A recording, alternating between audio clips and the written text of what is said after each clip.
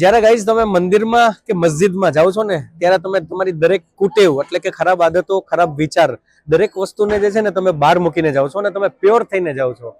કારણ કે એનો જે મસ્જિદ કે મંદિરનો ઓરા હોય છે ને એ ડિફરન્ટ લેવલનો હોય છે, રાઈટ? અને ત્યાં તમે જે વિશ માંગો છો ને એ વિશ તમારી પૂરી થાય છે.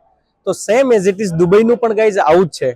દુબઈની અંદર કોઈ પણ વ્યક્તિ નાનામાં નાનો સેલરી હોય કે મોટો ડેઝિગ્નેટેડ વ્યક્તિ હોય કે મોટો બિઝનેસમેન હોય, એ જ્યારે અહીંયા આવે છે તો આ પોઝિટિવ ઓરાની અંદર એ સેટ થઈ જાય છે અને આ પોઝિટિવ ઓરાની સાથે એ ગ્રો કરે છે.